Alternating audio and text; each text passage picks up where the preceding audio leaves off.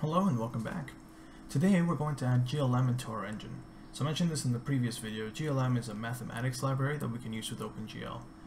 So I'm here on the GitHub page for GLM, and we are on the master branch, and we'll just want to pull this code down. So you can download it from here via Git or download it as a zip. And I've got it here already downloaded. So within GLM, you'll have a GLM folder, and this will be your include folder. Everything you need is in here. Now GLM is a header-only library, so it's just a bunch of .hpp files. And so all we want to do is come over here into hippo include external. So again, we're going to compile this into our app just like Imgui. So we'll create a new folder called GLM. And then here we can just take everything that's in here, I'll just Control C and paste it in here. That's it. And then one more thing, we'll want the license file as well, the copying.txt. So we'll post that over. So now we'll go back, and just like last time when we added Imgui, let's just gensln, and that's not even going to do anything because we haven't added it here yet. So again, the files, like I said, they're HPPs, so we need to also do HPPs recursively within our include folder, and that'll make sure they're picked up by pre-make. Let's try that again.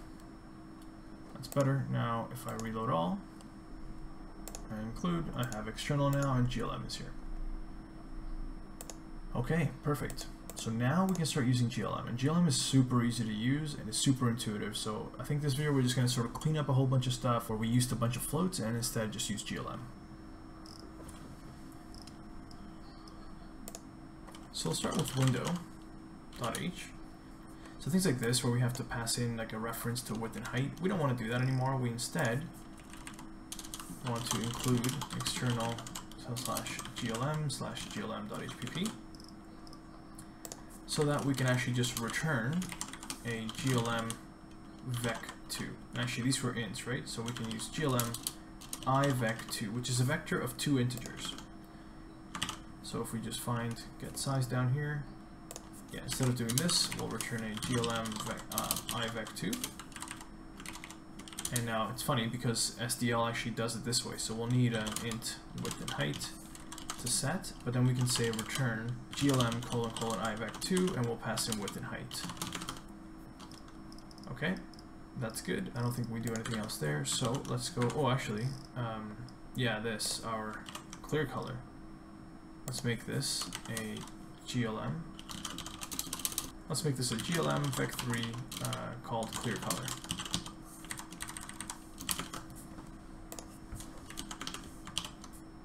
And now instead of this, we're going to do clear color equals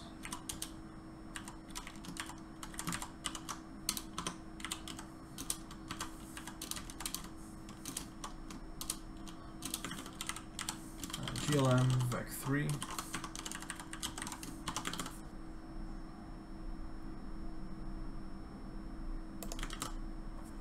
there we go, clear color is undefined. It's definitely there. I'm pretty sure this is fine. GLM vec3 of these 3 things. Yeah, let's just leave it as is, see if Visual Studio stops complaining.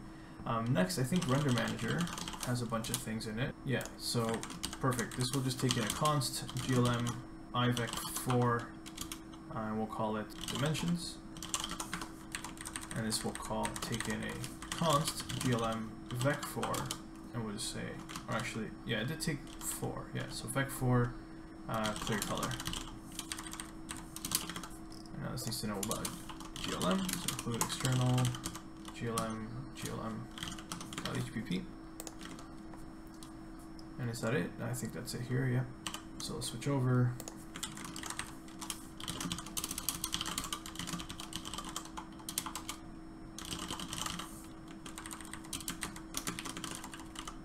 And to access them, you just go dimensions.x, dimensions.y, dimensions.width, and dimensions.height.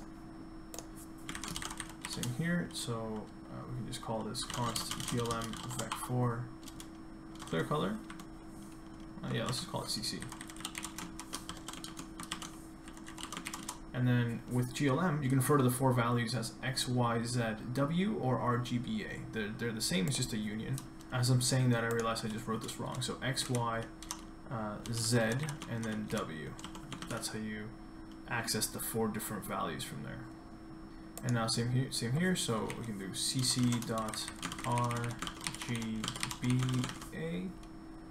Perfect. Up here, set clear color. Yep. So this now takes in GLM vec4. So we can actually just do an initializer list here. That should just work. Down here, what's going on? So set viewport. Yeah. So this will need. Okay, we'll fix frame buffer first, and then we'll come back and fix these up. Yeah. So let's go over to framebuffer.h. Yeah, I can't wait to get rid of these floats. So this should be a. Here, let's just include external glm.hpp. This will be a glm ivec2, and we'll just call it m size. This will be a glm vec4 m clear color. And now get size should return a const glm : ivec2 reference. And these should, well, the set is fine, and then the get should be a const glm vec4 reference. Now here we can just simply return m size. For the setter, we take in glm vec4. Actually, it'll be a const glm vec4 reference cc, and then we'll just say m clear color equals cc. What's going on here? Yeah, it's Visual Studio is a little slow right now. That's fine. And then here for the get clear color, again, we don't need to pass anything in. We'll just return m clear color. There, so much cleaner. And that doesn't fix anything on the CPP side, so that's good. Let's go back to render manager.cpp, and now we should be able to just say set viewport, initialize the list here as well, so 0, 0, and then frame buffer dash arrow get size dot x and frame buffer dash arrow get size dot y.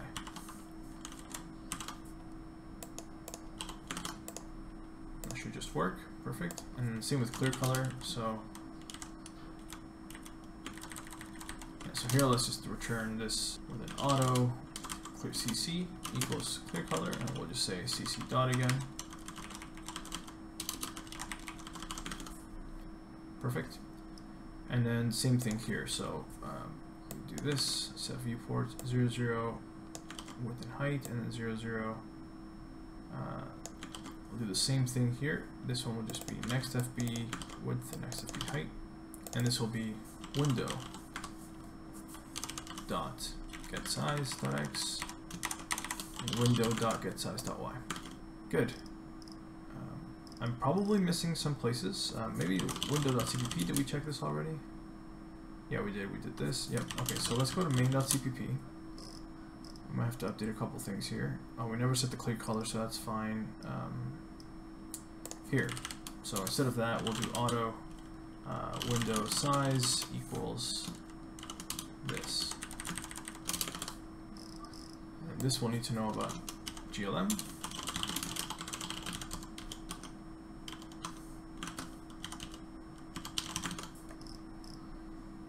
And then we'll say window size dot, oh, what did I do here with it?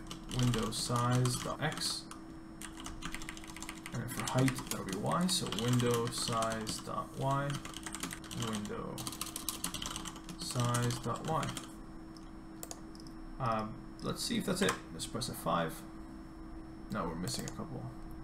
Oh no, okay, so because we included GLM, we need to fix all the includes here. So this is all now external slash GLM slash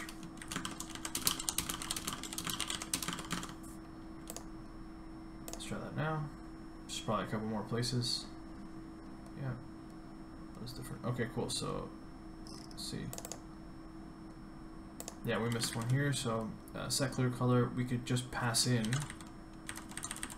props dot clear color. And yeah, this takes a vec4, and I actually store clear color as a vec3 because their transparency doesn't really make sense as a clear color for the window. So that's fine. We'll just say GLM vec4 CC, and we'll initialize it with props.clearcolor.x. Alright, let's say R props.clearcolor.g, props.clearcolor.b, and then 1.f. Yeah. Oops. Now we can just pass in CC here. Cool. Let's try that. Probably a couple more places. The point is to break the API so that your compiler will tell you where you messed up or what you forgot. So here, yeah, m width and m height. I have to say m size, and I don't think I can use an initializer list within an initializer list, can I? I don't know if that works. Actually, looks like it might. Okay, and then m clear color. Oh, we'll just clear to, I was clearing to 0, right? Or maybe I was clearing to 1, so 1.f. And then here we'll just say m size.x and then m size.y. Same here. Okay, let's try that. I guess it will let me do that. That's neat. Okay, good. So we didn't break anything, but now we've updated everything to be using GLM. So that'll make things a lot easier. And now we can get to the fun stuff. So let's make this rect that we keep looking at all day actually move. Now in order to do that, if we go to main.cpp and just look at our shaders for a second. So our shader takes in the position that gets in from the mesh, right? And from the mesh, it just has these hard-coded vertices. It's going to be from this point to this point. There's no changing this piece, right? So that's getting passed in here as a vec3 with these 3 positions. And that is directly going into this GL position, right? It's a position, and we're putting 1 for the fourth value. And this is where GLM comes in really handy because you can use matrices to move, rotate, translate, scale. I think move and translate are the same thing, but you know what I mean. Matrices are what's going to allow us to move this rect around. So in order to be able to actually pass in a matrix as a uniform, our shader.cpp and .h and .cpp need to actually support that, right? Right now we just have these. So we'll do float2. We'll also do a void set uniform float2. But this time we'll pass in a const glm vec2 reference val, I guess. And we have to give it a name. Const string reference name. Oops.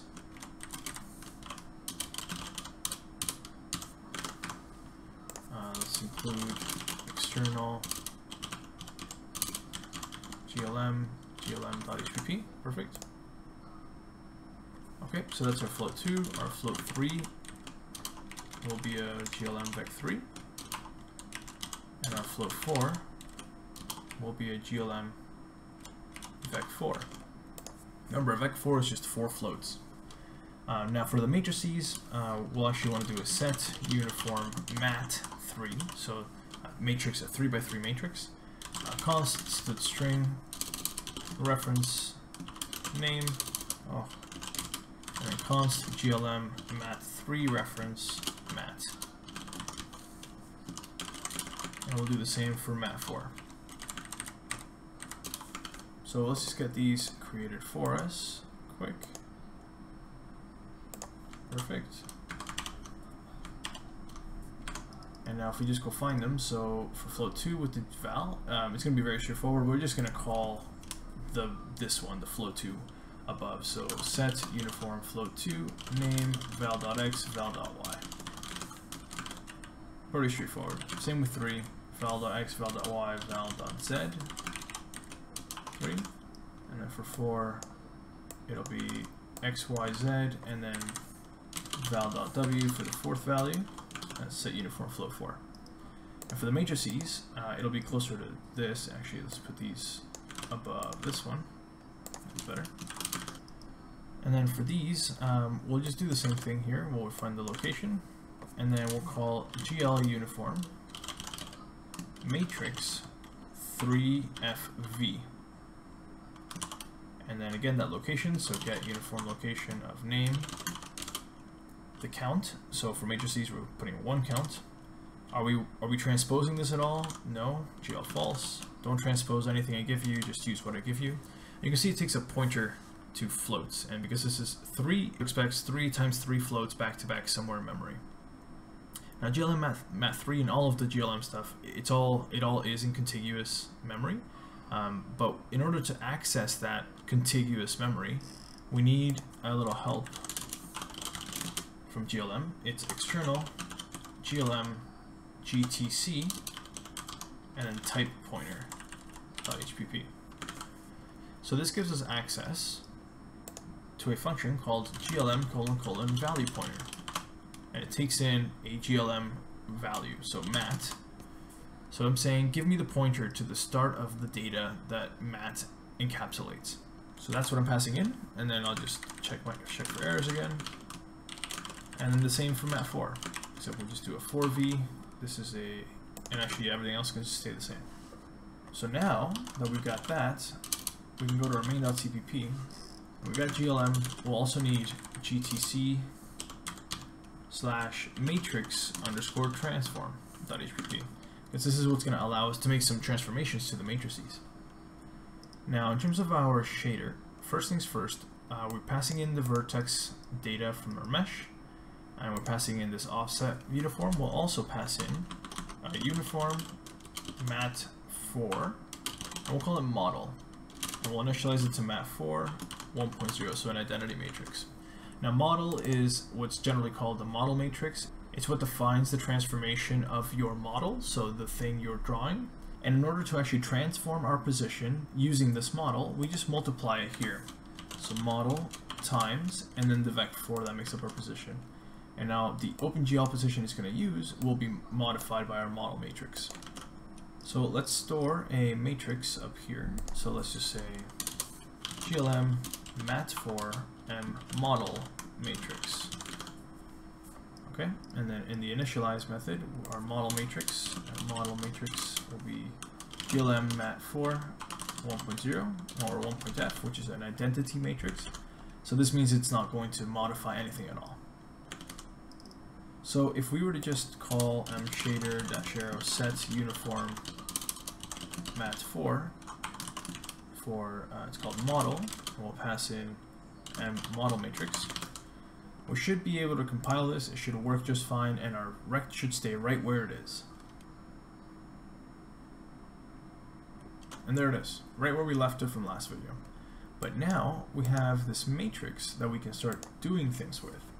So we have this x key and y key offset, so why don't we just do this? M model matrix equals GLM mat4 1.f, right? So reset to an identity matrix. And now let's say M model matrix equals GLM : translate. So we're going to translate our vertices, and we're starting with our M model matrix, which is our identity matrix. And then we want to translate, and this is in 3D space, so we want to translate by a vec3, so we can do an initializer list here. We'll use x key offset, y key offset, and then 0.f, because we don't want to translate on the z. And that's all it takes to start translating our matrix. So if we run this now, not only will our arrow keys move the color space, but it'll also move the rect. You can see our mouse is separate values, the normalized values, so they're not affecting the position. But if I start moving my keyboard, you can see our rect move. And it's also updating the color at the same time, so it actually looks like it's a little window into a more colorful area behind it. But look at that, we now have, and yeah, I got that snapping thing on the left and right down because I was testing the down button. But look at that, we're actually moving our rect, and I could also use this to move it as well. That's awesome. So now maybe we'll change the size of it as well. So maybe so that it's a little more intuitive, instead of just keeping a matrix around, let's keep a GLM vec2 called mrectPos and mrectSize. And we'll initialize these mrectPos and mrectSize will stay at 1.f, right? So now down here, instead of having this M model matrix, since we were resetting it anyways, just create a new one. GLM mat4 model equals that, and then we'll just say model is translate model matrix by m rect pos.x, m rect pos.y, pass it in. And now we're also going to say, so we say model equals translate model. So we're starting with an identity matrix, and using that identity matrix, we're going to translate it. So we're going to translate an identity matrix, and now by this much, and now we have a new matrix. Now whatever that matrix is, we're going to also use that as a starting point, and now we're going to scale the matrix by m rect size.x and m rect size.y. And that'll give us a new matrix, right? So we're doing these sort of calculations on the same matrix, and then we're passing that single matrix into our shader. Now down here, we have like our x and y. Let's just make this rect pos, like we originally intended. And we can make this a drag float 2, because we do have two contiguous floats now. So we'll use that GLM value pointer of m rect pos and 0.01f. And I don't have value pointer here, nope. So GLM GTC and then type pointer .hpp. So that's rect pos, and maybe I'll just put a space there, and then rect size. We'll have this separate. This will be GLM value pointer of m rect size. And then our game view, okay? So if we run this now, we're still using our, we're using m rect pos and m rect size now. So we're not using our keyboard anymore to change the position. It's still going to change just the color. But now we have the ability to use this rect size and rect pos. Why is rect size? Oh, I left it as a single float, drag float, so drag float 2.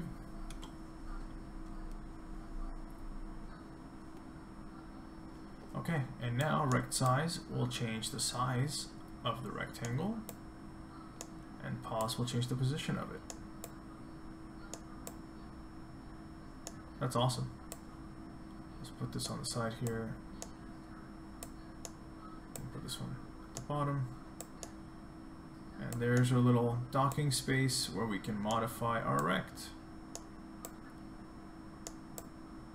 And you can see that the color is scaling with the rect, right? We're not losing any color here. We're just scaling the existing rect, which is really neat. So that's it for today. Thanks for watching, and I'll see you next time.